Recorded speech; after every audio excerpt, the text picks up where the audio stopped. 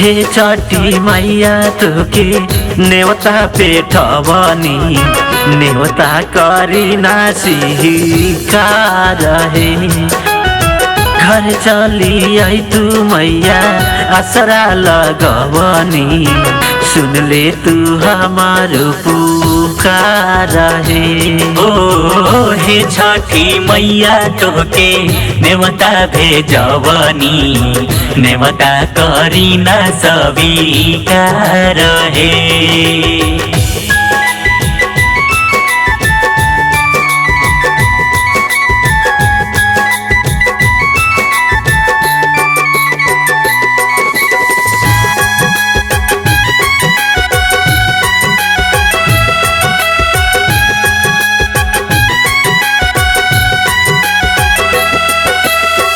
गौआ में छैले बाटे रौनक पूजन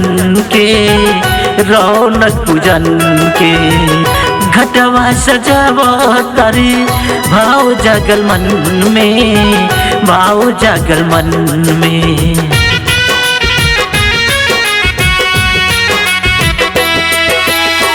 गौआ में छैले बाटे रौनक पूजन के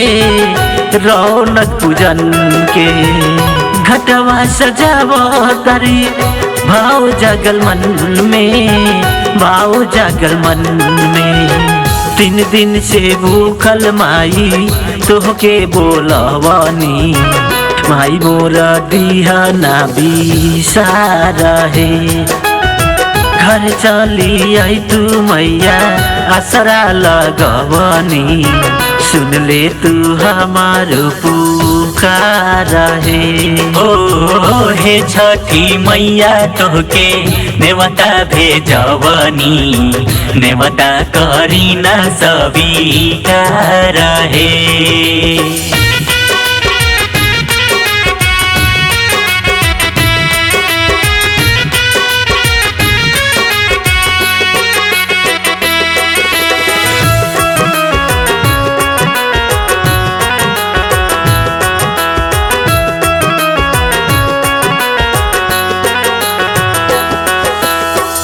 ठेकुआ पकाउने फल उखिया मगावनी दीपो जला के माई के कोसिया भरवनी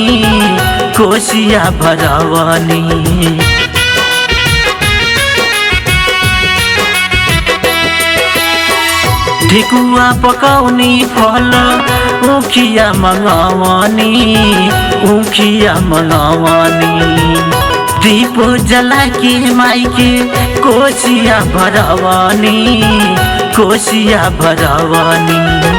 डी के बिचारी जी से पचरा गवनी हमरो लगाए में नैया पार है घर चली आई तू मैया असरा लगवनी सुन ले तू हमारो पुकार है।